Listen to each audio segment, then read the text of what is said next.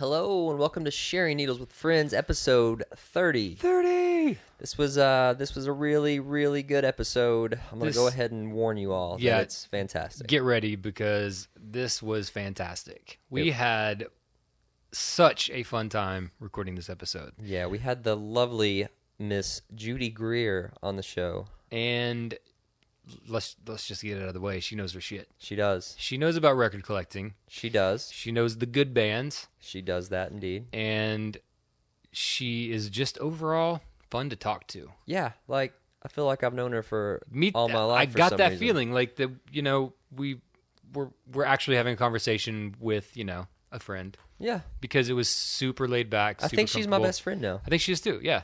Mine as well. Maybe a pen pal. Ah, that's a good idea. Yeah. Yeah. If for those of you that don't know, Judy Greer has been in countless All movies and television shows. Like if Arrested you've turned on a Development. television, then you've seen her. That's true.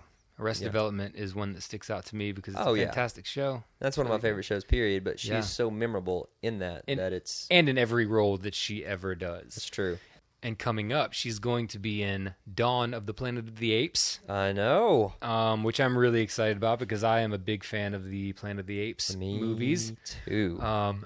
Her new television series called Married starts on July 17th at 10 p.m. on the FX network. Just a few days away. That's guys. right. So set your DVRs now. Absolutely. It also has the incredible Nat Faxon, who was a fantastic writer for the movie The Way Back. He was also in it, and I believe he directed it. A very well-rounded guy. Yeah. So, I mean, with the two of them, the show Renaissance man has to be amazing.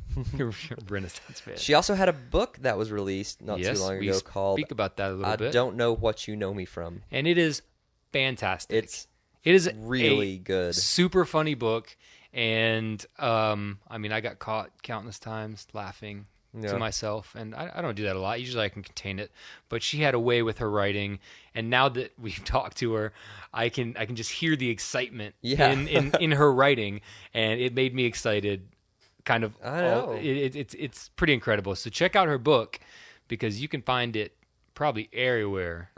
I'm gonna assume. Damn where you can find it. I mean, if you can't find it at a bookstore, there's always the interwebs. The interwebs are good for things. As we talk about in this, we can find nearly anything. If it exists, you can probably find it on the internet. But isn't it more fun to just physically go out and get it? I like having books. See, my wife likes the Kindle and stuff, which I think that's great and everything. But I like to have the book in my hand. Me too. For example, I just recently bought a book, and I was asked that same question. Well, can't you just download it on the iPad? Why? Yeah, I could, and yes, it would probably be about $5 cheaper. Yeah. But honestly, I'd rather read the book than look at, because for me too, I feel like when I get into my zone of reading, I will read for hours. Yeah. And for some reason, staring at an iPad screen hurts my eyes after hours of reading. It does for me too. Also, I don't know why, but I always lose my place on a Kindle. I don't know, but it seems like it's so easy. It just goes back to where you last read, and I'm sure there's a way to do this very easily, but I'm not an experienced Kindle user, so I have a hard time. I just want to put like a business card or like an Ace of Clubs or something in the book, so or I know an Ace where of it's Spades. At. Yeah, if I was reading like the biography of Lenny from Motorhead, I would definitely use an Ace of Spades. Oh man, yeah, that's true. Or a ripped off label of Jack Daniels. That's true. Because I've heard that guy drinks at least a bottle a night per show. No way. That is something that I read online. So obviously everything on the internet isn't necessarily true. I'd believe it. But I hear that he attributed that to his longevity. Someone asked him, what can you tell, other aging, rockers that are still doing it about, how to keep it just going. And he said that he drank a bottle of Jack every night. Well, I'll be damned. So that just kind of makes him a little bit more badass. Yeah, I don't think he needed much more to be more badass. That's true. If you've heard his voice, it's pretty awesome.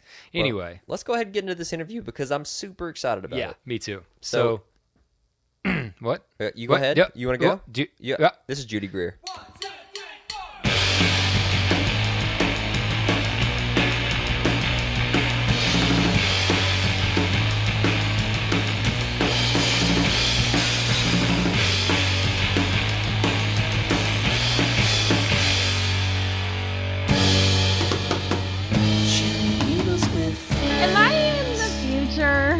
This is welcome to the future. Welcome to the future. It is Skype. You sound really good. Is that why you wanted to Skype? Yeah, of course. Do we sound good? Yeah, you do. You sound Nice. like you're in like a magical closet. Well, Man. it is about the size of a closet. Our studio is, in fact, a closet. Sometimes it feels a little bit magical, yes. Yeah, it is always magical, actually. It's true. Do you ever want to come out of the closet? I had to. I'm sorry. We so do from time to stupid. time. From time to time. We actually do. So how are you doing? I'm awesome. Yes. Yeah. I mean, yeah. I think I have fleas. And, Oh, no. Yeah. And what are the other things? Well, I'm in my mother-in-law's upstairs, which is not air conditioned because God. of the fleas. Oh, yeah. That's But it's awful. okay, man. You know what? There's a man named Bill who's setting off bombs in my house right now, and He's gonna he take seems it all the way. confident that he's going to kill all the living fleas. Yeah. And if I dry my clothes for an extra half hour tonight, I'll kill all the eggs. Oh, Yeah. man. This is totally what you wanted to talk about. No, This is great. This is actually, you hit the nail right on the head. This was our special flea episode. Because, absolutely, it was. We're going to talk about Red Hot Chili Peppers. I was and like flea. totally gonna just say that. I was like, let's just talk about the Red Hot Chili Peppers. I My also first just looked at question- my battery and I realized I need to run downstairs and grab my charger. Because what if after all this Skyping, then I died on you? Oh, man, no. we would probably cry then and then leave the closet. Yeah. It would be terrible. Okay, I am getting my charger and going back up to my bedroom. Okay. The very, very hot bedroom. Yeah. Yeah. Yeah, I Okay, was so at a what do we house- talk about? Let's talk. Oh, Dude. let's talk. Yeah. So let's see. Okay, the first question I was going to open with, which actually you just kind of gave us a Yeah. good answer. I was going to say, what's new in the world of Miss Judy Greer? But we know now that Yeah. it's fleas. It's fleas. Fleas! It's flea season here in Los Angeles, and I've got them. Man. Yeah. Well, I guess that's like my personal life right there in a nutshell. I know you're really, really busy with work. I am. I got real busy, and then I thought I was going to be less busy, and then it didn't happen. But I was able to go. I met up with my husband and his family on their family vacation, and we just got back this morning. So I did get to spend a few days on the beach, and I nice. am not a strong swimmer, so I just sit on the beach and stare at the ocean. I don't go in it that much. Oh, see. Where did you go? Like, what beach did you go to? There's like, you guys are in Austin, right?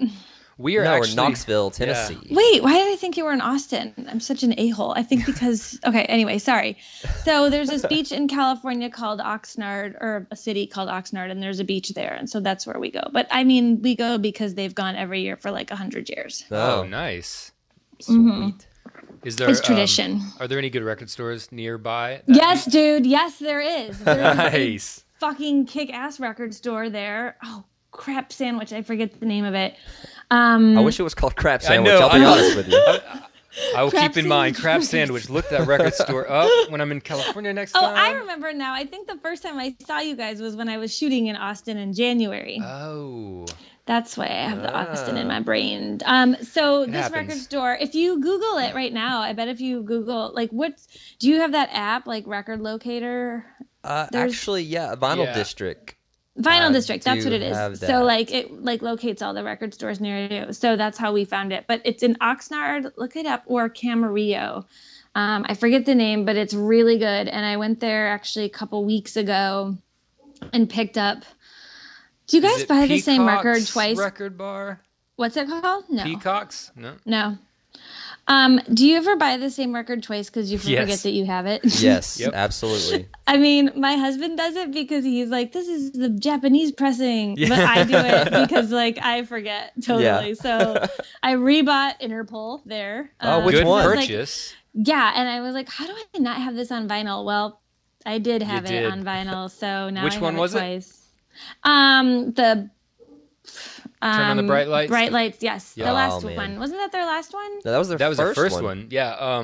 The last one was, I want to say Self-Titled. Self-titled, Yeah. yeah. And then before Wait, that do they was only have 2? No, they've got Antics, they've got Our Love to Admire, Turn on the Bright Lights, and self-titled and self-titled. I'm wrong about everything it's today. okay. No, it's okay. That one's my favorite. You should look up this app called Milk Crate. It helped me tremendously. I'm a huge fan of Morrissey. And so I could never remember when I was in the record stores which Morrissey albums I had. And I've done it a few times where I bought multiples. Well, this thing, Milk Crate, allows you to add in all of your records. And scan them in. You can just scan them in by the barcode on the back using cellular technology. Oh, fuck. Wait, can I swear? That's fuck yeah, you can swear. You can say, God. First of all, you're Judy Greer. Say whatever the fuck you want, Judy please. fucking Greer. That's gonna be life-changing. It saved me money incredible. and changed my life. It's completely. Also, it sounds, not that I smoke weed, of course, but let's say I did. Of course it sounds not, like no. a super fun thing to do. Just scan all your records into this app. Yeah. Let me tell you, I have a feeling it would help. It's a very monotonous task, and I think that you might be more on. Yeah, it'll increase that focus. Yeah, exactly. That or Adderall. Yeah, that's true. That would work as well. That's such a good plan. I'm totally going to do that. Now, can I share it? Can you share the data? Because what my husband and I want to do is try to figure out a way to share a database, because we are apart so often because I travel so much, and our record collection is split between 2 houses. So not in a fancy way, guys. And you're oh, sorry, Judy fucking Greer and her 2 houses. No, I've read your book. I know this. Yeah. So anyway, that's another reason why it's okay for me to double up on records, and I never really feel that bad, because I'm I'll just take it to the other house then. Exactly. But we kind of wanted to try to find a way to share the data. Well, here's the cool thing. Milk Crate is based off of this webpage called discogs.com, and so you can make an account that is just going to be a collective account for you and your husband, and both of you can and you can divide it into Judy's categories, records and your husband's records. Yeah. But by default, if you just make one account, you can both access that and see everything, whether you go on the internet and type in discogs.com and go there, or in the app. And your life is so much easier. It's going to be so good. It's also cool for record shopping for presents, too. Mm-hmm. Yeah. Because you can check and see, does he have this already? And you can also make a want list on there too, which I do a lot. So that helps me tremendously when I go to the record store and I'm like, oh, what the fuck was that one album that I was going to look for? Not only that, but you can buy records through Discogs. Yeah. And so I've added things to my want list, and what it does is if it's a record that you've had a hard time finding in stores or online, if you have it in your wish list, as soon as someone posts it on Discogs for sale, it sends you a message. Yeah, that can be really, really expensive. It can be expensive. Well, yeah. Now, let me ask you guys this question. So, what's more important? Is it owning the record, or is it the thrill of finding it in person? Oh man, that's one for the ages. I believe that is. I think we've discussed both of those at great length, and right. Finding something that you've been looking for a long time, there is nothing that beats that feeling. Right? It's unreal, especially if you come across it organically, exactly in the record store. You can look online and find it all day long, probably, but if you're searching through a used stacks and you see something that you've been looking for forever, that is the best feeling in the world. I know, it's the best feeling, and we have some friends that are wealthy, and they just will be oh, and we'll say oh, you don't have this record, it's so good, and they'll just get their phone out and buy it, and I'm oh man, that's really cool, and it would be awesome to be like that, but it's kind of, that's the thing that's so fun about record shopping, and it's such a tactile experience. You can just basically go on the internet and buy anything you want in this day and age. So it's kind of cheating. I don't know. I think For the it's real cheating. collector. I kind of do. I kind of do. I mean, that happened to me not long ago. I was looking at a record store, and I came across a record that probably for about 5 years I was looking for, and it was a Palace Brothers music. Or Palace Brothers, not Palace Music. There's 2 bands. It was a Palace Brothers record, which is Bonnie Prince Billy, one of his early projects. And it was a record I had literally looked for probably 5 years. And I saw it. I was flipping through and I passed by it and I was like, whoa, wait! I've been looking for this. And I was so excited. And it was new somehow, even though the record had been out of press for a while. So I'm not sure how I got lucky. But that was one of those moments recently that just made me freak out. Yeah. And I think I even called Derek immediately and said, dude, guess what I just found? What sucks? You guys are cute. That's so awesome. I love when that happens. Yeah. There's a record. Can I look at my list while I'm on the phone? Because my list is on the phone. Probably. I wonder if I imagine can. so. There's a record. Yeah, because it's just notes. I don't have to go on the internet. Let's see. What was there? There's like a couple records that I'm kind of. Oh, first of all, did Travis even put their record out on vinyl? Yes, I feel like I saw the. I don't know if it was a new. The or newest an older Travis one. record was put out, and I can't remember the name of it, but it was put out. I saw it a couple weeks ago, but The Boy Who, I believe, is the one that's my favorite. Yeah, I with like the really- Rain song. Yeah. Yeah, I've never found that one. I've never found it on vinyl, and I'm like The Man really Who. searching for it Man Who, yeah. because I just really I really miss that, and I Yeah. just won't. I won't download it. I just won't do it. I've decided that Stay strong. Yeah. I'm But, not going to. I mean, it's not a money thing. It's really like I want it on vinyl, and Absolutely. I want to anyway. And then I Well, can you can have get the it free on download, Discogs right now for $129. Oh, See, there it is. that's There. that's crazy. I though, know. right? Yeah. That's crazy. It's Travis. It's I know. not the Yeah. fucking Beatles. Anyway, Exactly. sorry. Exactly. And Although Oasis I could just argue did about it that. anyway. Yeah. Oasis re-released their first record, Definitely Maybe, and Noel Gallagher was really, really upset about it and saying, that it's already been mastered once, it doesn't need a remastered version, and don't spend your money on this. But for me, I can't afford $150 necessarily to buy this record. So now that it's $35, it's more attainable for me, and I want the record, and you're still getting money. So Yeah, but those guys are a handful of trouble. They That's always true. were. That's I true. mean, that's so funny. We were listening to which Oasis song is it? The Wonderwall. Ugh. What's right? the Story, That's Morning the Glory? one. yeah, Wonderwall was off What's the Story, Right. Morning Glory.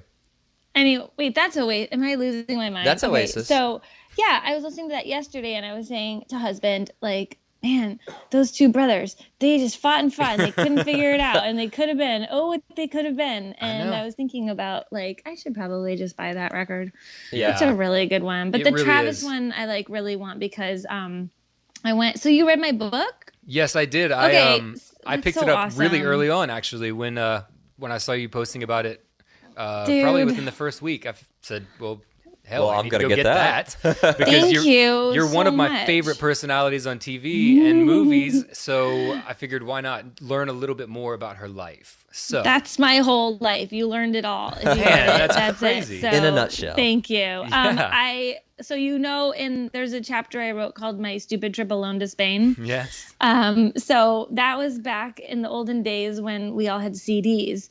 And What I are was like, in those? addition to like going to Spain by myself, which turned out to be a stupid idea, I also had this idea that I would pack incredibly light for this trip because I wanted to like have like not a lot of shit weighing me down. So I brought 2 CDs with me on my trip, my stupid trip alone to Spain. And one was that Travis CD and one was the Astrud Gilberto CD, the Babel Gilberto CD, her daughter, that she put out like her little version of like a contemporary bossa nova CD that I loved. Nice. And so I brought those 2 CDs with me. So that Travis record like totally reminds me of That that makes me stupid really trip happy to Spain. that we've already talked about Travis and Oasis because Britpop from that era is kind Yeah. of my favorite music ever. So yeah, I mean that I would add to my list of stuff I'm always looking for is like I don't have A Storm in Heaven by Verve. I did. I had a fucking awesome copy of it that was like blue, I think, and all my records in my parents' basement because I'm the asshole, not my parents. No. Yeah, those aren't around anymore. Oh, Jesus. I mean, a crate of like all of your favorite British shoegazer music, Yeah. just totally gone. So I'm like always looking for A Storm in Heaven, and I found Nowhere. That was pretty easy to find actually, but then for Valentine's Day, which I thought was very fitting, my husband bought me Loveless, which I know, it was so cool. And they came out, they re-released, I think, that album, but he bought it. I was just looking everywhere for it, and it was really important that I had that one. And so he found it, and then I saw it a couple times after that at record stores. But See, I've never run across that. That is like Yeah, one it's that a good I one. have to have. That's like, Yeah. I've got every other My Bloody Valentine album, but that's Yeah. the one that means the most to me, and I can't find it. Fantastic. Yeah. I kind of want to, next time I find it, I'm going to have to buy it for you. It might be in the present, because like, it's just so good. And it's funny too. I feel sort of bad because my husband doesn't like that kind of music, but Yeah. I do. So I think it's like painful for him to buy it for me. So are you a big But like, shoegazer? whatever.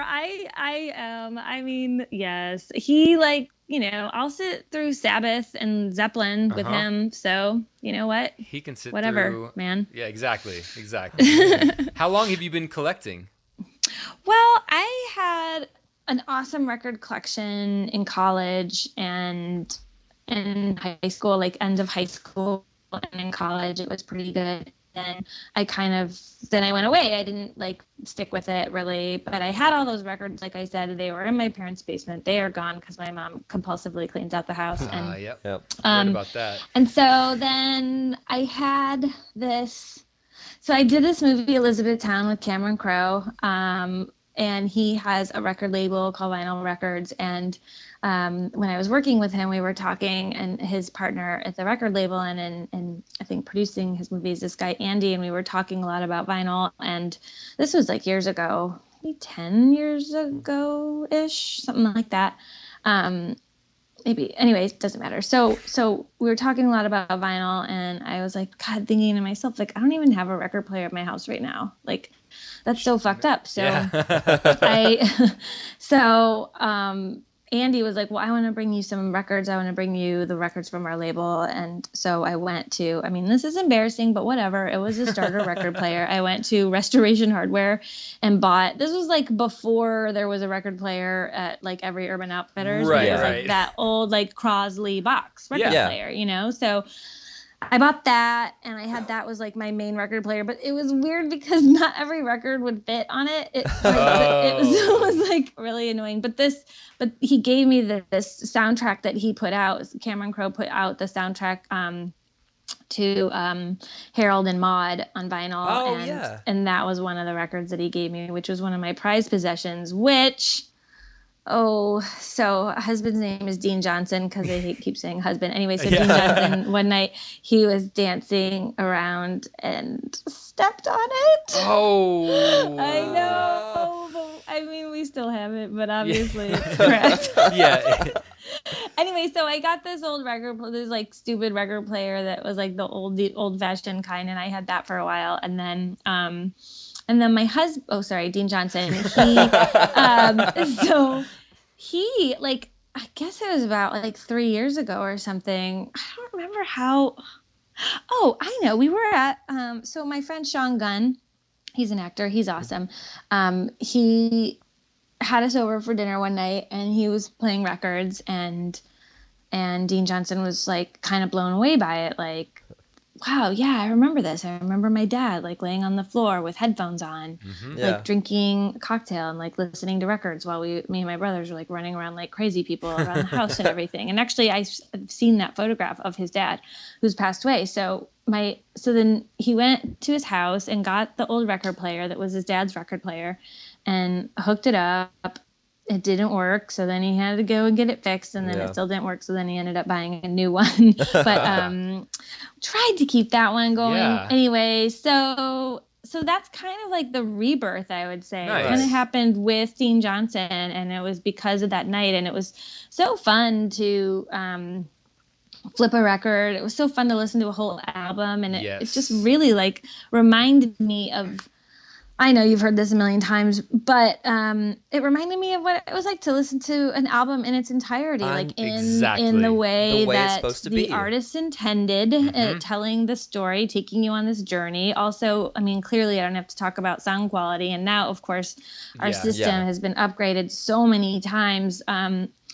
It's pretty rad, and because of the two-house thing, we have two pretty great systems, although mine's totally better. I figured. I was figuring that it was probably better. And obviously the collection has a little why, to do with though? that. It's interesting. It's funny because mine's better because his goes through his like surround sound speakers. So I just have better speakers. He did it all, but because the speakers, because the TV system is separate at my house from the stereo. So it's kind of, I think it's better because you can get really good. Now they just have such great small speakers. Although I know that giant speakers would be preferable, but I'm a little like, cooler. Dude.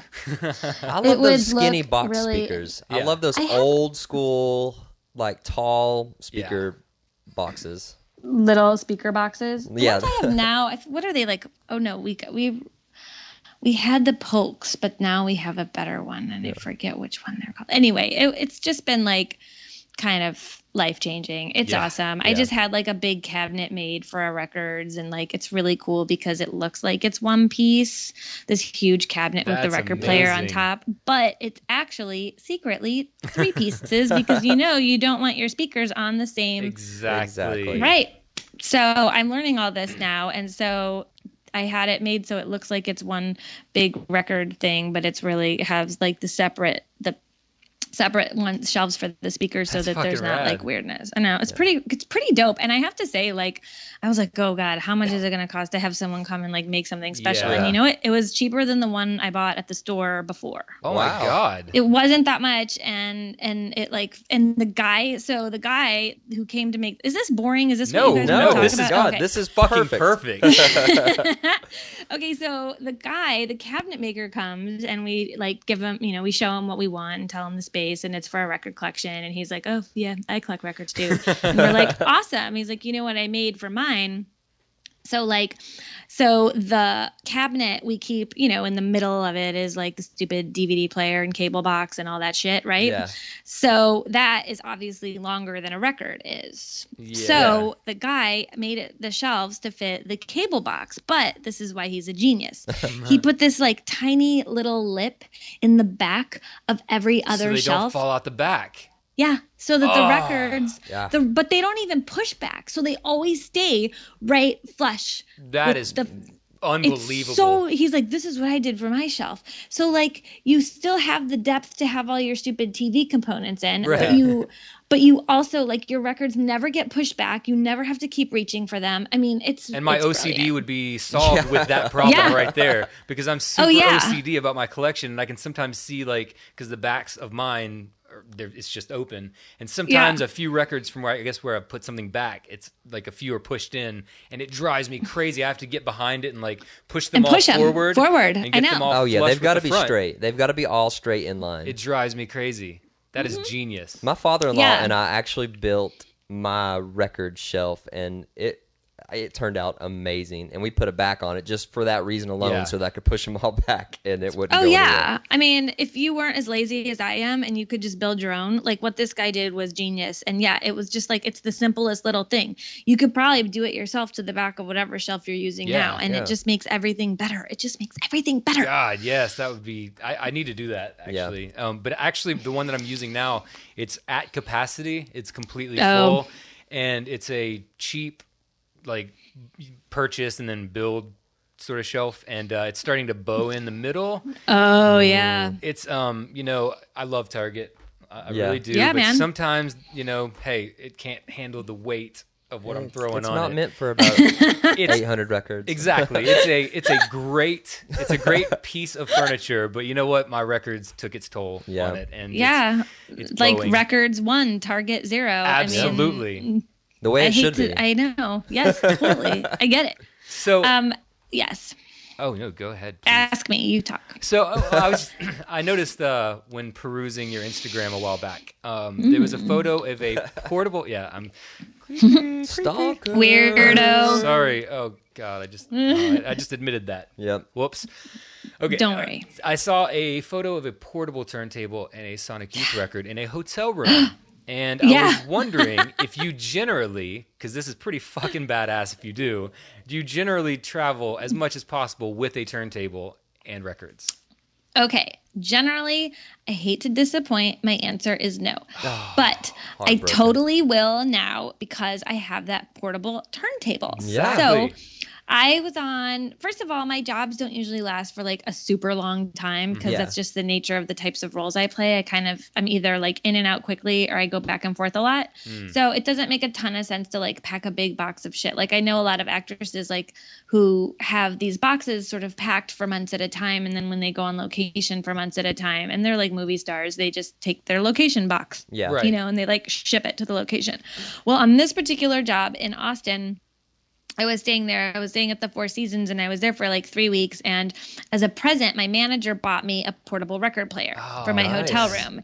And then he bought me some records. And then I went, of course, to Waterloo and bought 1,000,000 records. And then, so yeah, I bought all those records and I had my portable record player. And it was so dope because I had a lot of downtime on that job. I wasn't working every single day, but it wasn't like a go back and forth kind of situation because they kind of bought me out for my time. So I had to sort of wait there and see, do I work tomorrow? No. Okay.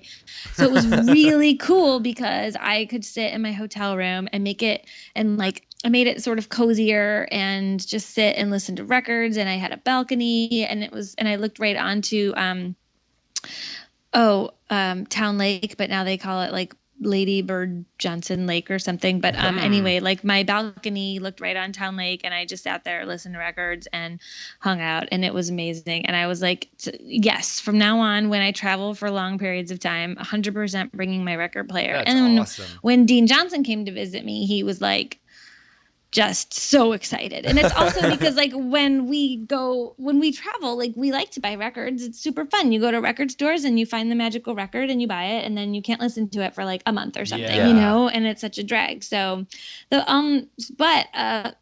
portable record player did get kidnapped by Dean Johnson and now it's in his office at work.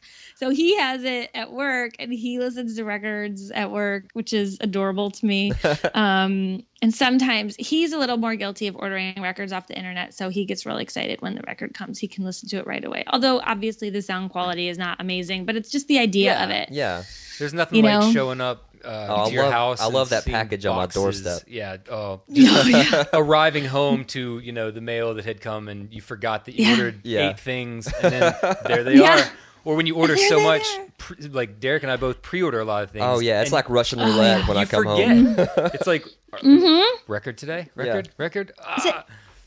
So exciting. I know exactly what you mean. It's so fun. And then we have like you need to get home now because when's the mail come? Because like I don't want it. What time is this? The sun is out right now, and if the mail, it's like the record in the sun. The record's being left in a car. Like one time I had to get one of his bags. He forgot to drive to LA, and he was like, "Okay, but like, what do you do?" I was like, "Well, I'm gonna run some errands and have lunch with Kelly, and then I'll go home." And he's like, "Well, so you're not going home until after you run errands and have lunch with Kelly?" I'm like, "No." He's like, "But you have the records in the car." I'm like, "Yes, I know I have the records in the car." And he's like, "Well, I mean, I just feel Will like you take them in with you? Maybe." He's all like, "Maybe you should just leave them and I'll just get them another time." Man. I'm like, okay, it's really cute. Or he'll pack a bunch of records for a week in Los Angeles, but he'll always bring them into the office because he won't leave them in the car. Yeah. I'm like, oh, right. Yeah, there is a ticking clock. That's Like true. if I buy a record, it's like, okay, it's really hot outside. I really need to get home with this. Yeah. Even though it's probably, the furthest I go here locally to get one is no more than 20 minutes away, so it's gonna be fine. But True. I still have that internal oh God, I gotta keep it sitting straight up. That's another reason why I'm afraid to order them from the interwebs because the interwebs. Because FedEx and UPS, they don't give a shit about your stuff. Oh no. And so sometimes I'm afraid that I'm gonna get it and be really excited and then pull it out and guess what? Cracked, broken. I've had a couple warped. Yeah, recently. Have you? Yeah, but luckily I just emailed the distributor and they just sent me another one. It was awesome. Oh, that's good. And it was one of the limited color ones too. It was that pup record. Oh wow. Yeah, that's awesome. I had my last Chromatics record was warped and it was pink and I was pissed. Yeah. I would have been pretty pissed off as well. There's nothing worse than putting it on the turntable and then you start playing it and then you see the needle just riding like a roller coaster up and down. I know. Like, oh, are you kidding me? It's brand new. Yeah. Where's the quality control? Where's it at? I don't know. I mean, but that's got to be a heat thing, right? Yeah. Yeah. That's generally what happens. That's why I would be afraid for something to sit in my car for like 2 hours in the heat because I'd be afraid that it would totally start to melt it. Yeah. Which is where the warping. And they can mark fragile all they want in those boxes. They're not going to get treated fragile. No, they don't care at all. No. We need like a special delivery company for vinyl. We do. I agree. That's a great idea. We should get on that. Gosh. We could be millionaires. We probably would be billionaires. That would be amazing because I would go through that service. Yeah. 100%. Send it in dry ice, please, so it stays at a nice temperature. We pack everything in dry ice when it comes to you. It's got milk and records in that truck. Yes. And shipping prices are a bitch, but it's going to be pristine It's when you get it. I like the dry ice idea. That's a good one. It would work, I think. So do you have a gem in your collection that you have that's like, your absolute bread and butter favorite record that you own? Like you're running out of the house and you have to grab one record, and that would be... Oh, that's a really hard question. I know. We asked the tough questions here. Okay, I know. I expected it from you guys. Let me think. Well, so I'm more of like a sentimental person, to be honest, and less about like actual like record quality. I get the like special pressings and the 180 grams and like all that stuff. But that Loveless record took forever to find, and it's one of my favorites, and it is a super good quality record. But regardless, like I think I would probably grab that if I was running out of the house. That's a good one. I probably would have grabbed that Cat Stevens record if Dean Johnson hadn't stepped on it one night. Maybe that would have been my first answer, but now I would have to say Loveless. And I have this Petula Clark record that I got for Christmas a few years ago, and I know that one I could get at any store at all, but I don't know. That one is sentimental because it was my Christmas present, and it has the song Downtown, and I think it's just her greatest hits, but it's a good one, and it was $2. And when you think about like how happy $2 can make you, I know, it's unreal. I was talking to my friend Travis. Ironically, maybe. Anyway, about the band, Travis. Travis, my friend Travis was talking about why he got into vinyl, and it was another influence on us, like getting into it or me back into it. And Travis was talking about when he was broke and in college in Austin, Texas, he and his friends didn't have any money, and so they could go to thrift stores, and for $15 they could buy 15 records. Yeah. And for $15 you can buy like one CD. So that's why they all were like buying up all these records instead of having like one CD that you only listen to, well, depending on the CD, maybe a million times, but you know what I mean? Yeah. Then you can have like 15 full albums and all kinds of different albums too. And so when he was telling me that, it really like rang true about like, well, this is so cool. This is a hobby that really like anyone can have, because you don't have to be rich to like have tons of great music. You can just, there's tons of records everywhere you ever go, every garage sale, every Goodwill, every Salvation Army, and like you can find great stuff and have all kinds of different music. And that was, I thought, really cool. And so I like those records like that were cheap, that were used, that I found like when I was just wandering home drunk from a bar and the record store next door was open. Yeah. And you're like, I'm going to get one thing here, something, anything weird. Anything. I've done that before too. And Derek and I were talking about that. I think we talked about it with Will Oldham, about how sometimes the coolest thing ever is when you buy one of those cheap old records. Sometimes you find little things that the previous owner had left in them, like like notes, random notes, or shake. Yeah, or shake. Or, there's something super cool. You mean a milkshake, right? Oh yes, yeah, of course. Strawberry always. I like the receipts when you see like. It's so cool. I love that. Yeah, that's totally true. And sometimes like the poor quality, if it's all scratchy and stuff, I like that sound. I do too. I totally love that. Because it reminds you all over again that this record had a life before you. And that's what's super cool to me with buying used records, especially great used records, is not only just finding little things sometimes, but like this has had a life of its own, and it's gone. Who knows how many people have owned it before I own it? Yeah. And just thinking about that, I mean, trying to wrap your mind around that's crazy, but it's awesome. It's such a cool thing to think about.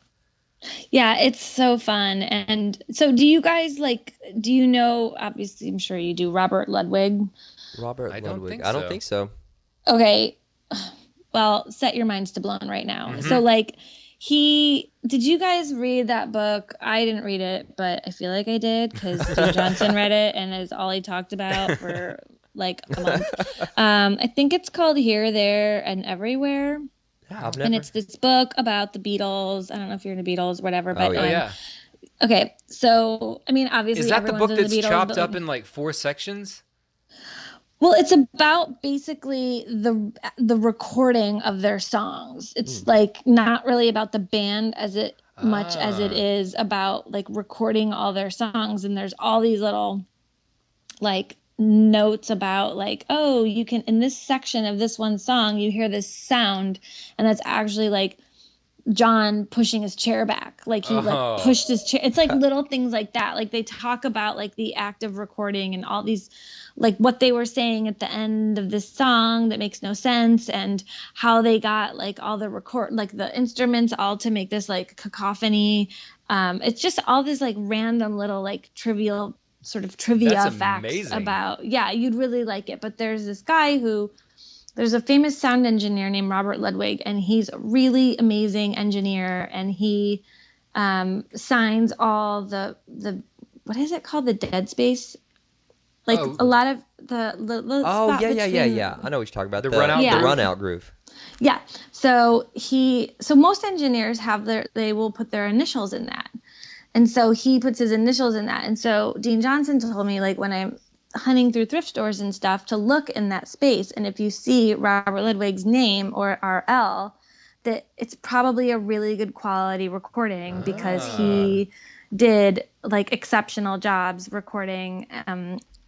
All like the vinyl that he worked on is always really good quality, and it sort of spans like all different types of like all different genres. He did all different genres. What era was he in? He's was an he in the engineer. He's alive now. Oh, okay. But I think he did work on some Beatles and I forget. Yes. So anyway, now I'm like a loser who, when I'm in thrift stores, I'm like reading. That's awesome. Like I have like holding the record up to the light, trying to find like an RL in that space. And I bet if you guys look through your records, you'll find some. Oh, I'm sure. And like, because he was a really great engineer. That's my fact about that. Wow. That's super cool, and that's something that I didn't know about. Yeah, that's something I'll be doing every time I go to the used Yes, record Yeah, store. man. Just like another I'll thing be that to guy. drag it out. Yeah.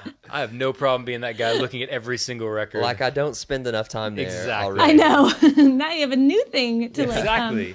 Carrying squint around your eyes at. like a little flashlight on my belt, and that'll help me look. Yeah, at man. So, going back to your book, in which I read, I do want to talk about that and some other big key points. But so your book, I Don't Know What You Know Me From, is fantastic. It's super hilarious. It is Thank very you. funny and very good. I think my wife caught me laughing a couple of times and said that I was a weirdo because I was just laughing out of nowhere. I was just hanging out, and she's like, "What are you laughing? Oh, you're reading. Okay, Yeah. okay." Oh, that's awesome. So it's a great book, and I read, and I think it was fairly early on in the book, and you were talking about when you were younger going to shows in Detroit.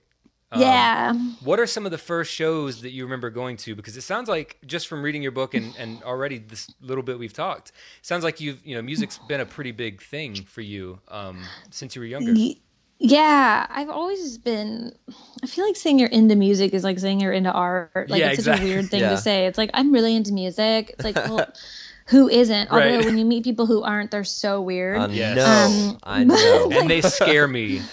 Yeah, I know. I'm like, how do you not like music? Like, how do you not have music on all the time? Anyway, so I did grow up loving music, and I definitely got that from my dad. He's always had records playing. He's like, I don't know, pretty adventurous, I guess, in his taste, but he was always taking me to record stores, and he was always buying music, and we were always listening to music all the time in my house. It was always, the radio was always on, or he was always playing records. That's awesome. I grew up like that, not really with the television so much. So, I mean, I've been in hotel rooms on movies where I've never turned the TV on once for like weeks and weeks and weeks. Oh, wow. It's not like my go-to. No. But when I was younger, there's never anything. I mean, unless it's SVU. I mean, that's. I really want to watch something that's always on. But I did start when I was old enough to drive downtown, because I was in a suburb called Livonia, which was like about a 20-minute drive into Detroit.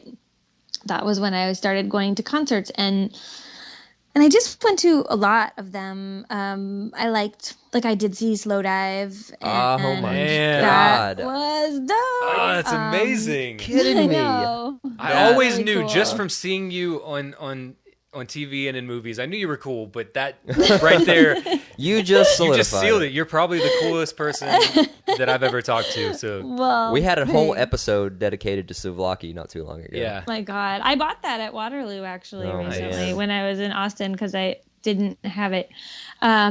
I saw them. So there was I was just in Detroit a few weeks ago, and I was asking around, but no one Knew that the good I didn't spots. ask the right people. But the place I used to go to is called St. Andrews Hall, and that was where all the cool bands came. And it was kind of small. It sort of reminded me of the Metro in Chicago. Love that anyone. place.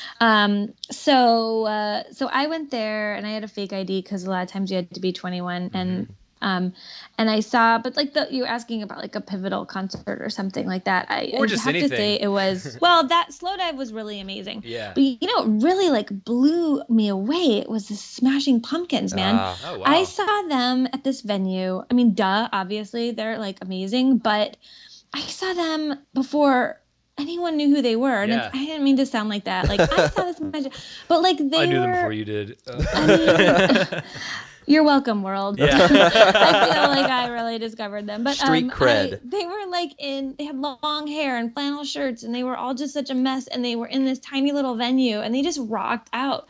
And I couldn't believe it. Like I was blown away by them and the sound that they made. And like I just really like for the first time felt like I'm seeing something special here. Yeah. I mean, and then obviously they sort of just, it was like after that they were just so huge, but it was so cool to see them in a small venue like that. And I saw Radiohead there, and actually Oh my my high school God. boyfriend was in a band who opened up for Radiohead. Oh, man. See, And you're they making were Gene like- blush I'm right now. obsessed with Radiohead. so Gene's that's favorite band in the world is pretty Radiohead. incredible. Really? Yeah. I mean, I love Radiohead, but I have to say, and don't hate me, but like I think there's people who like, are you like obsessed with Radiohead? I'm And not then one of there's those people who weird aren't. people that no. Yeah, he is. I I'm just kidding. I absolutely love But he Radiohead, is. yes. And Mm-hmm. I have a ton of their stuff on vinyl, but I'm not one of those people who, well, I don't have everything they've put out on vinyl. And I know some people that, are obsessed with like getting the Japanese imports and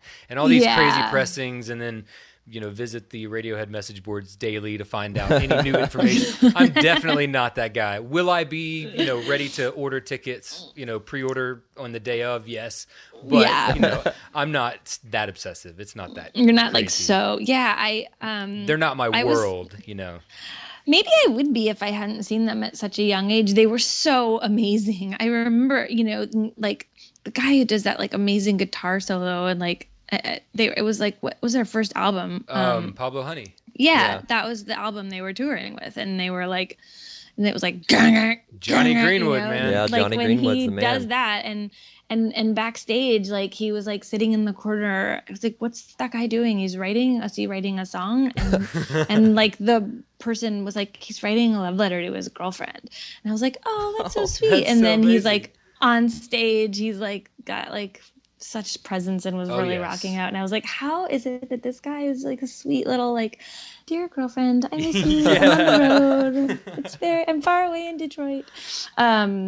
Anyway, I saw like and then I also remember seeing I think it was the second Lollapalooza when Pearl Jam played, and they played at like 2:00 in the afternoon. Like no one cared Whoa. about them yet, and Yeah. they were like, and I never in my life saw such like stage presence like Eddie Vedder, Oh, like yeah. just standing on a stage singing in the Mm-hmm.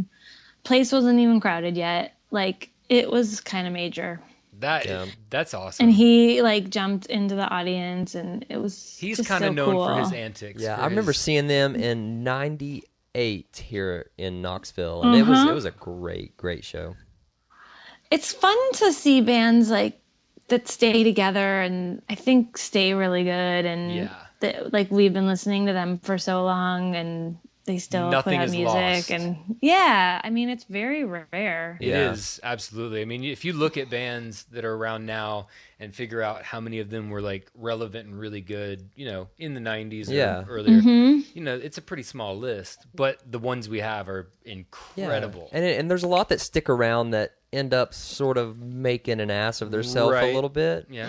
So it's very awesome when you've got a band that just remains and Exactly. is still, you know, a productive, good band. That doesn't Productive overstay. members of music society. Yes, exactly. Yeah, Totally. like, for example, I mean, I really think that, you know, Radiohead's done a really good job with changing things up and keeping things new. Yeah. Pearl Jam's done the same thing. The Flaming Lips. Flaming Lips are still around. Yes. They've been around forever. I mean, there's so many bands that I can think of that have continued from that era that, you know, the new Pearl Jam record that just came out, you know, a few months ago. It's actually probably one of my favorite Pearl Jam records since that era. So it's like, good job, dudes. Yeah, way to go. You're still doing exactly what I would hope you would be doing without making the same record, obviously, over and over. Right, which you're like, oh, I love it because it sounds like them. But like, if I'm gonna reach for the record, I'm gonna reach for probably the old one. If it sounds exactly like the new one, I'm probably just gonna reach for the one that I like, that I've liked for 10 years. Yeah, not the new one that sounds like that one.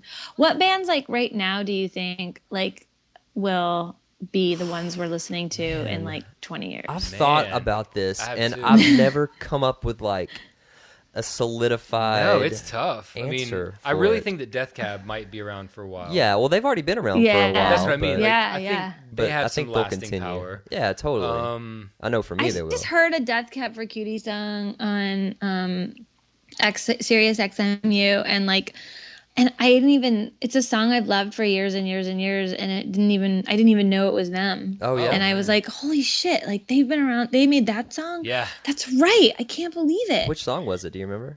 Wait, I'm gonna look. Hold on. I Shazammed it. I don't text while I drive, but I Shazam while I drive. Yeah. so bad. Derek may know this. When was their first record put out? It was in the late 90s. I think something about airplanes came out like in like 98 or 99. Okay. Talk amongst yourselves. Well, Hold on. Derek has the same relationship with Death Cab that I do with Radiohead. Yeah, so Death Cab is. That's kind of his band. Ben Gibbard is like one of my favorite lyricists ever. He is okay, so gifted. I don't have it. God damn it.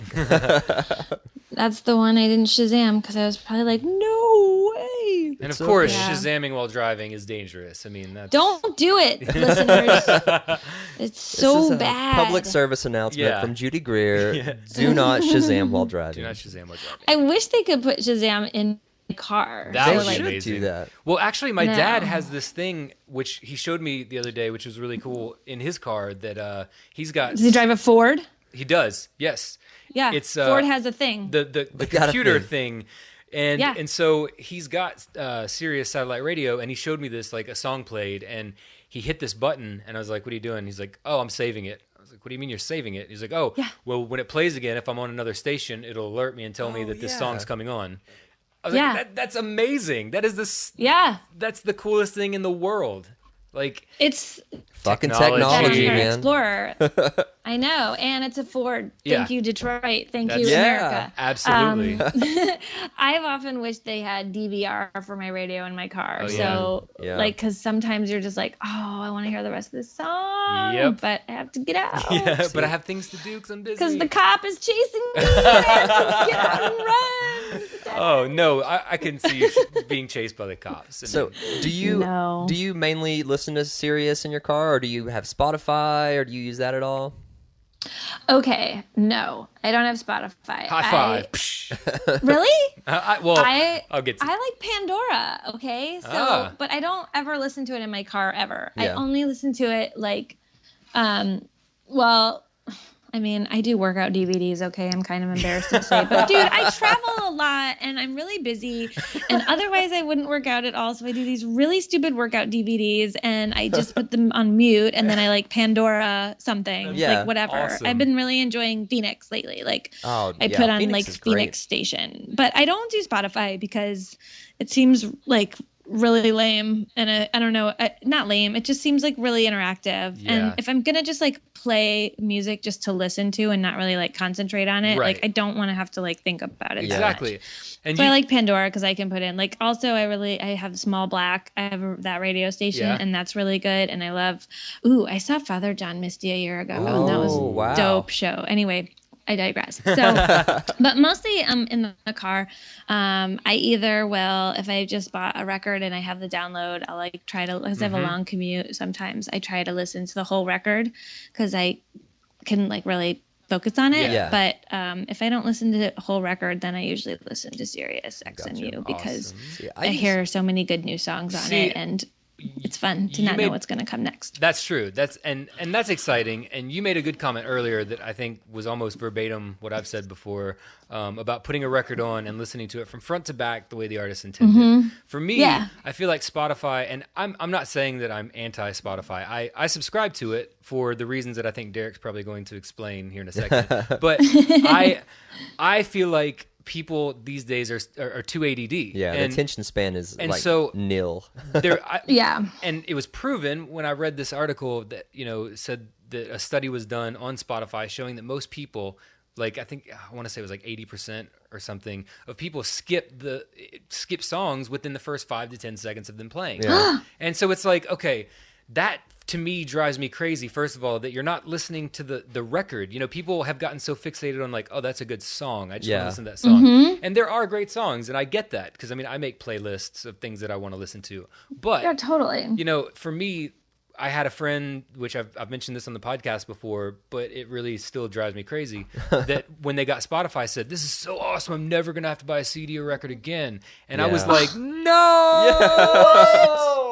And it's That's so crazy. So I have a little bit of animosity towards Spotify. Yeah, I and the totally idea get of, that point of it. The main thing that I use it for is discovery. I've discovered so much stuff on there, and it allows me to make playlists and share with friends. Be like, hey, check these bands out.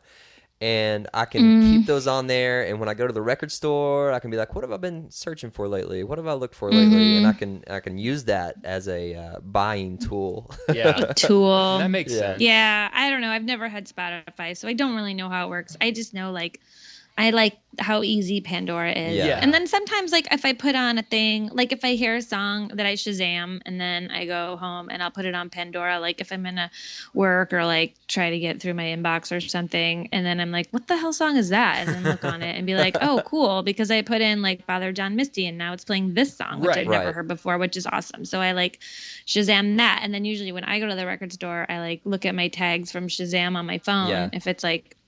If I'm just like wandering aimlessly and see, and like, I've Shazammed this song 7 times. Maybe I should go record. get that. Yeah. So aside from Father John Misty, because that's obviously a newer band that you're into, what other things have you been listening to in the recent weeks, month?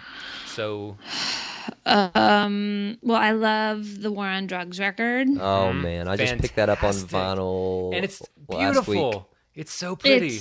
Yeah. So yeah, that's like the latest thing. Although I bought it and then kind of like had to leave town, which kind of sucked. But yeah. I Did you listened get the to super that. rad like purple red like mixed clear? Oh man, the records themselves are beautiful. I don't have that one. How did I not get that one? I don't know I think his husband bought it. No, he would have. Dean He Johnson. would have gotten the awesome one. No, mine's black. Oh, well. Well, I'm Sorry to ruin so that. Maybe sorry. it's I just not. ruined No, it for you. you know what? It may Now not I be. just- It may not be. I gotta go. No, mine isn't. I don't remember it being colored. Although, sometimes when you buy a bunch of records, yeah, totally. and then you're like, wait, was it colored? Yeah. Because maybe I thought. Anyway, I don't remember it being colored, but I'm not going to say for sure it's not. But the record is awesome, Yes. and I'm trying to remember what else we got on that trip. I know you're big into Margot and the Nuclear So-and-Sos. Oh my God, did they send us their record? We became friends with them in Cleveland when we were there, and we saw them in concert, and I think my husband bought it. Yeah. Or did they send it? I don't know. I can't remember because he kept saying, please don't send it to me. We will buy it. Because I love to support bands, especially bands like their new record is so fucking good. Yes, it Fucking is. amazing. My God. It's so good. And we were like, we feel like proud parents kind of. 'Cause so my dad was having surgery in Cleveland. And I mean, when he was fine, I'm not like, I have a I was not going out and seeing bands while my dad was like on the operating table, but he was like recovered in like a regular hospital room. And so then Dean Johnson and I were like, let's go see some bands. And so we went to the Grog Shop, which is this great little venue in Cleveland, and saw this band called Margot and the Nuclear So-and-Sos that some waiter or bartender told us to go and check out. And so we did. And they were so awesome. They were so nice. And we hung out with them, and like their music was so good, and the crowd was so nice and so cool. And then we were just like, we love them. And then it turns out that they're also like putting out another fucking kick-ass album, like I'm so happy for them. Yeah, they are incredible. I remember the first song I heard by them was Skeleton Key, and ever since then I've just been absolutely hooked on their band. Yeah, it's so good. And Broad Ripple is Burning, that's another one of my favorite of their songs. Man. They're like, I really am like so excited about them and like where they're going. And I like the new album because I feel like it's not like, I feel like they're changing a little bit. And absolutely. It's totally different than like Animal. Right. And but you feel that nice growth that, is, they're still the same band, because, some bands will, be these full on rock bands and they put out a keyboard record and you're like, whoa, wait, what the fuck are you doing? What is that? Yeah. But they're keeping their sound, but elaborating. I felt a little tiny bit that way about Reflector. Mm-hmm. Like with Arcade Fire, I was a little like, oh, that's different. Okay. Okay. Like I had to it took me a minute. Yeah. And they even toured under the Reflectors for a while. So it was almost as though they were trying to say, hey, we're a different band. It's like I love Arcade Fire. Me love too. them. But so much. Reflector almost was like too epic for me. I don't even know if that makes sense, but it's like not possible. It was like a a really miniseries. big album. Yeah. Yeah, I guess I just love the Suburbs so much. Me I wasn't too. really ready. I wasn't ready for Reflector. Like I didn't need it yet. Yeah. I mean, That makes I don't sense. know Yeah, if no, I get that. I was like not jonesing for it, but I was but then when it was like, oh, Arcade Fire is a new album, I was like, oh god, yes. But then I was sort of like, oh, but I don't know. Like now I don't know what to listen to. Yeah. Because I still like listening to Suburbs. Yeah, Suburbs was phenomenal. Sorry, yeah. It's such a good record. It's so good. I mean, between that and Funeral, I mean, I listened to the two of those more than I probably listen to Funeral the most, but Suburbs is right there behind it. And Neon Bible was a slow burner for me. I didn't care for it very much when it first came out, and then I love it. I loved it more and more every time I've heard it. I sort of like had a thing where I like made myself listen to Neon Bible like on a loop, because I was like I'm gonna love this. Like I love the Suburbs, obviously, like Funeral, and it was like incredible, and that was the one that like I was like, I don't know. I don't know. And so then I was like, okay, for the next week, you're just going to listen to Neon Bible over and over and over again every time you're in the car, and then you will love this. And I didn't stick to it because I'm lazy, but but in the first couple of days when I was doing it, I was like, yeah, totally. And maybe I'll do that with Reflector. I haven't like I said, I just didn't think I was totally ready yet. I've always felt like, and maybe you guys will feel the same, or maybe you'll make me feel like a weirdo. I feel like the record that you come in on, the record that you hear first from a band, is to you the definitive record of said band. And anything newer or older, for some reason, takes longer to really get into. Because totally agree. It's one of those weird, like, oh, but I really like that record. Yeah, I totally agree with that statement. It's like with Weezer. I'll back you up. Exactly, Weezer. Yeah. Yeah, Blue Album and Pinkerton. That is, I mean, it doesn't get any better than that for me. That's true. But I have a funny Weezer story. Ooh. Please tell. Well, it's not really a Weezer story, but basically, like, my dad worked at the Home Depot for a while, and when I had some movies come out, he was like, "Oh yeah, some of the guys at work talking about it," and I was like, "So, like, when I have a movie come out, does it make you like kind of cool guy at work? Like, are people like, oh, like Rich's daughter's in a movie?" And he was like, "Not really, because John in landscaping's kid is in Weezer, so everyone's like kind of more into him." And I'm like, God damn it! Like, how come my dad has to work at like the one Home Depot Seriously, where there's like another parent of like, I felt bad for my dad. Which Weezer member was it? Yeah, do you know who it was? Because Brian Bell, the guitarist, he went from to a Knoxville. high school right around us. Yeah. No, was it the drummer? Maybe, I think I have to ask my dad. Patrick Wilson. That is so Patrick awesome. Wilson is an actor. Yeah, I know. I'm like, that's totally unfair. Dad, I'm so sorry. I'm really sorry. Dad, talk me up a little more. Dad, you need to I'll switch try to stores. get more famous for you, I swear. I was like having a real love affair lately with Dinosaur Jr. Oh, again. holy shit. Nice. I mean, I can't. Yeah. There's this one, I just, like, I don't know. I heard, I think, well, I want to say it happened on my own. but probably like just it was in the zeitgeist because of young adult. And they had that one song in the soundtrack, but I like swear to God I thought I heard it like before that. But maybe I did because of young adult. Who the hell knows? But anyway, like I just was like, God damn, they're so good. Yeah. And like Jay Mascis is phenomenal. Amazing. Yeah. Amazing, right? That's one of my favorite bands. And ever. I love Jay Mascis solo stuff. Yeah, his solo albums are phenomenal. Incredible. Yeah. I want to find. I just I was looking on my like Shazam thing, and I just Shazammed 2 times in a row every morning. So obviously I need to get that record. Yeah, apparently that one is something you should pick up. I think Where You Been is my favorite Dinosaur Jr. album. Mine as well. Or Without a Sound. Both of those are really good. I don't have any right now because I don't know. I sort of like am afraid to buy the wrong one. Oh, and there's I not keep a wrong going, one. But like, I don't want to get. There seems like the one I've been just going to Amoeba, and like they only have one that looks like a greatest hits one, and I'm like, are you guys snotty about greatest hits albums or no? Okay, we've had this discussion as well. There are a couple of greatest hits albums that I think are phenomenal. Yeah. Like America. Yeah. Yeah. And there's a difference between people that buy only greatest hits albums and people that buy records and then want some greatest hits peppered in, because there's nothing wrong with that. I know. But see, I feel like I am so judgy about people who only buy greatest hits albums. Yeah, me too. That's why I never want to buy them. I'm also judgy about bands that put out greatest hits albums usually. Yeah. I mean, because who do you think you are? What are you saying? I know.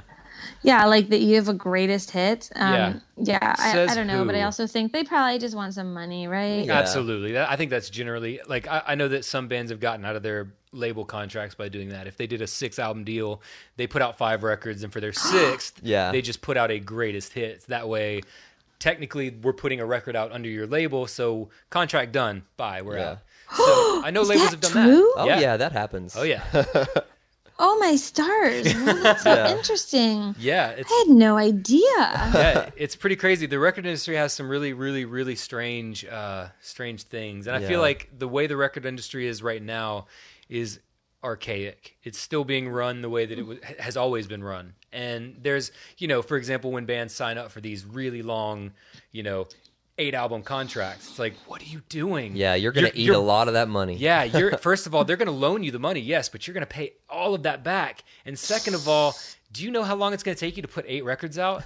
Unless, you're just cranking stuff out for the sake of doing it. That's a big commitment, And then you're sacrificing your sound if you're doing that. So it's absolutely, it's like a double-edged sword there. And then that sounds terrible. Yeah.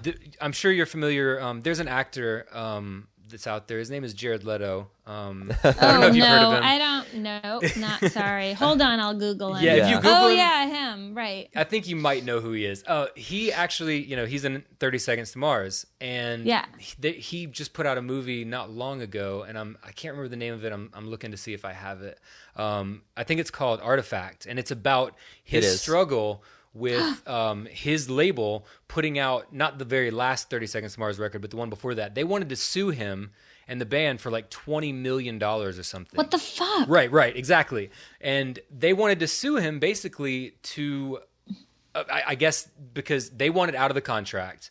And so the label said, "Okay, cool, we'll let you out of the contract. You owe us $20 million."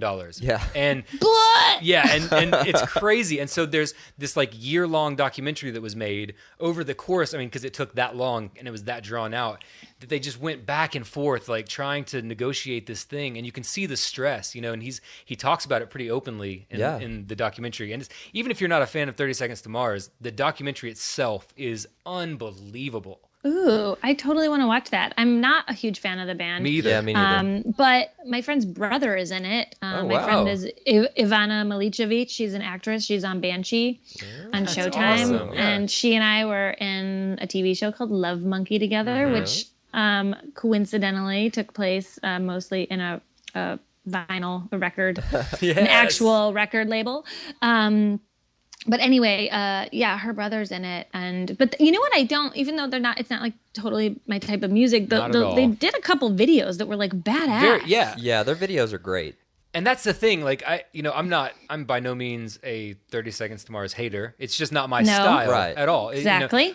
But I can still admit that Jared Leto is a really good writer. I think that he's got some, some lyrics that are really great. And, I've seen him do some acoustic stuff, which I thought was actually really good. When it was just him and an acoustic guitar or just him and piano, it was super cool because you see a little bit of that in the documentary. But I mean, like I said, it's definitely worth watching, and it'll blow your fucking mind. You're like, what? That happens? Yeah, What? it's sickening that is. can happen. So if you can, the bands that are on independent record labels, that's I think where it's at, because Yeah. it's terrifying. They can like, so the independent labels are not as bad. Not is at what all. You're saying. No, not nearly as bad as They like actually, I think, care more about the bands themselves, and I think major labels put out faces. Well, and they mass produce music at the major Right. labels, and then the smaller independent labels actually have like a relationship with the band. and give a shit about what they're putting out. Yeah. Instead of, hey, My this will sell. friend, my friend Travis, the one I was telling you about, who's talking about buying loads of vinyl at thrift stores, he has an independent record label called Peekaboo Records. Oh, nice. And he puts all of his stuff out on vinyl for his bands. And one of his bands is called Octopus Project. I don't know if you've heard of them. They come but through Knoxville quite a bit. Yeah. they're, if you ever get a chance to go see their live show, They're it's insane. amazing. Yeah. They're so good. They put on such an amazing show, and it's so fun. And anyone who can play a theremin is my hero. It's like such a weird, trippy I know, instrument. theremins are incredible. So cool. I don't get it at all. What is that? It's air. All I have to do is move my hand. What? Yeah. I Crazy. can't be a musician. I don't know. You could Yeah, totally be a it's- musician. What, have you wish. ever Oh my God. thought about starting a band, Judy? Because you could be a professional Yeah. thereminist. I do have fantasies about not so much starting a band, but I'd love to do my own sort of like lounge act where, and I have like an alter ego. I want to name her Hot Saki, and she will like only do medleys. She'll do that. like an hour-long medley of like many different songs. all Neil Just Diamond. the pieces. I mean, it would be kind of epic. And I want her to like I see her looking like Mrs. Roper, but she's always like going for a real look. Now, I mean, I'm not even joking because I would totally want to do that, yeah. but I can't sing and I can't play any instruments. But if I could be anything in the world, I'd want to be in a band. It sounds Judy, like really I'm gonna have dramatic to and stop you really there. hard and really fun. Don't ever say you can't do it, okay? You can do anything Okay. you set your mind to. I am telling you right now, I think You that think I could do it? I think you could do it. I think totally if you do wanted to it. play an instrument, then goddamn it, you could play an instrument. If you wanted to sing, then you could totally what? sing. I mean, I think I'd have to sing because I don't think I could learn an instrument at this point in my life. Although I did try to play the guitar, but it really hurt. Yeah. Oh yeah, You got to work through those calluses. absolutely. I know. I didn't do that. I just was like, I know when Brian, what's his name, said he plays until his fingers bled, Yeah. and Brian Adams, and it weird? There's a Bryan Adams and a Ryan Adams. Ryan Adams, Yeah. yeah. Ryan Adams is the shit. Yeah. Brian Adams God, was I the know. 80s dude. Yeah. I know, 90s. who played until his 90s, fingers yeah. bled. He It did. didn't take me long to play until my fingers bled. So I was like, I don't really think it's that impressive Yeah. when he sings that lyric. I'm like, that for me was 5 minutes. Yeah. So I don't know. What else do you have? Yeah. Because this is not really working for me. Ryan Adams is awesome. Oh man. Oh my gosh. I love Ryan Adams. Yeah, he just released a new 7-inch. Yeah. And I haven't gotten to hear it yet, but that was one of the big vinyl purchases Derek and I both made at the same time. We found a guy you in guys. Isn't that sweet? We're so adorable. we found a guy that was in, I believe, the Netherlands, and he had both our favorite record, Rock and Roll, but he had 2 copies of it. He had the American version and the UK version, and they both have different album artwork. Yeah. And I really wanted the UK version, and Derek wanted just whatever. Yeah. And so I was like, dude, this guy is in the Netherlands, but he's selling both of them. Let's try to get them. And so he sold me both of them at a cheaper price since I was buying both of the same record from him. And so we ended up getting them. That's one of my prized pieces that would be one that I would grab if I was running out of the house. Yeah. Because it's Okay. so good. And you would not leave it in the car. No, I would not leave that in the car at all. I'd put a seatbelt on it. Yep. And I would strap it in. Yeah, there's no way. Nice. Oh, I love that record. okay, your buddy Travis that you said Peekaboo Records, right? Yeah. Okay, I believe that one of my favorite fucking bands was released on Peekaboo Records. What one? Silver Scooter. Yeah. Oh my Yeah. god. Totally. I love Silver Scooter so much. Yeah, they are awesome. Yeah, they're so awesome. That's one of his bands. You should reach out to Travis. He's so cool. You will love him. Yeah, That's awesome. And I think there's also a band called Peel that's really, really good on Peekaboo Records, if I'm not mistaken. And Black Lipstick, that's another one I think. Oh man, That was his band. holy Really? shit! Yeah, he was in Black Lipstick. That's awesome. This is awesome.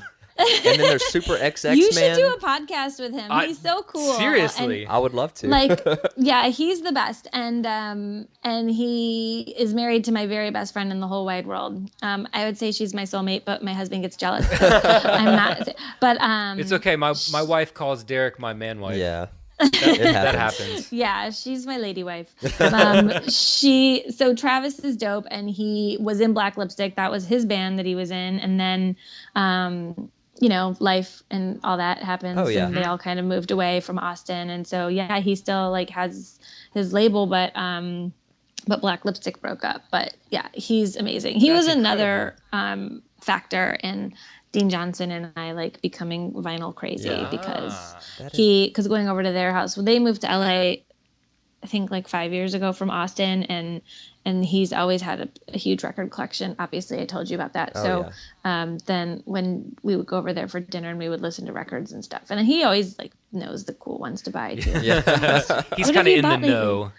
Yeah, but he's got 2 young kids, so he does order them online. Yeah, sometimes he kind of. That's Yeah, so sometimes crazy. like though. I know, but you should reach out to him, and if you need any help, let me know because he's great and he probably would be a really cool guy to have on a podcast. That would be amazing. Yeah, he's awesome. And speaking of which, you guys, I kind of have to go, and I feel bad. Like, do you have any other questions you wanted to ask Well, me? we wanted to ask you some stuff about you, just so we could Yeah. get your information out there. Sorry, The I main know, thing I'm like is I know you have to go, but you have a new television series coming out, Married, with totally. with Nat Faxon, who is who also has a record player and is in a record. yes. Just to keep it on theme, we have this new show. It's called Married, and it is going to premiere on FX on July 17th, which is a Thursday night at 10 p.m. At least it's on at 10 in LA, but I don't know about I don't know anything about time zones. Yeah, and all that, it gets confusing. Show does. So we will be watching. So you should watch it because I think it actually is like really, really good. And I love going to work every day on this show. And it was incredible. so funny. And the people were so cool. And Jenny Slate is in it. Oh, And Brett love her. Jenny Gelman. Slate. She's so awesome. And she has a movie out called Obvious Child, which is great. And Brett Gelman, I don't know if you know him, but he is a trip. He's so talented and so weird, and I love him. And John Hodgman is in it, and me and Nat Faxon, and Nat, for those of you who don't know, he was on Ben and Kate right? Yep. That was his TV show. But then he also wrote and won an The Way, Academy Way Award, Back. I might add, he wrote and directed The Way, Way Back and won an Oscar for The Descendants, which is how Yeah. I met Nat years ago. That's I was amazing. in that movie. So it's a really good show. It's just like, it's one of those like shows about nothing. It's about like the struggles about like being married and being broke and having kids and like how do you navigate like keeping a sense of like autonomy while being in this partnership, and how do you pay for it all? Yeah. So I think it's really good. That's awesome. We're super excited about that. Well, thank you so much for taking the time out of your extremely busy schedule. We are very appreciative of it. I mean, you guys, this was super fun for me, and I was really flattered that you wanted to do it. Oh, so absolutely. thank you. Thank you And thanks so for teaching much. me how to use Skype. That is, if we you can teach accomplished one someone thing- how to fish, or you can give them a fish. And I feel like today you taught me how to fish. And now now you and husband can use Skype if you ever need to. Exactly. I know. There's always we can that. totally Skype. We can. I mean, it's going to be great. I can show him how to use it now. Exactly. Yes. Just opening up new windows. Exactly. The future is mine. Thank you guys so much. Thank you for your time. We really appreciate it. You were amazing. Thanks, guys. I'll talk to you soon, maybe. Sounds All right. good. We hope so. See you, Judy. Bye. Okay, bye. That was a good one. Yeah, that was pretty amazing. Yeah. I've said it a lot. You know it it's after coming every Yeah, episode. But you know what? I already know. This is different. I could have written this on the palm of my hand and showed it to you as you said it. This is different. That Say was it. one of the most entertaining and exquisite interviews I think we've ever had. It was pretty great. It was so much fun. I had a blast. I mean, I felt like, we had to keep up. Yeah. And that's fun. I like do having to like be on my that. toes. I think that makes me a better She knows interviewer. her music. She does, absolutely. Yeah, she does. And the fact that she got to see Slow Dive Yes. in the day, as well as Smashing Pumpkins before they were huge, and Radiohead. and Radiohead. That, I mean, come on. God, I can't imagine how good a Smashing Pumpkins show, like first album Oh, dude. era, I- would have been. Me either. I mean, even Siamese Dream, Yeah. that era. I mean, I love Melancholy. That's like probably Me too. one of my favorite things Smashing but at that Pumpkins ever point, did. But they'd kind of gotten like, bigger. just the feeling of seeing them at that young, Yeah. starting out point, I just feel like that would be so amazing. Yeah, that would be fantastic to have seen. Whew. Whew. Whew. Man. So that was a super fun interview. Yeah, it was.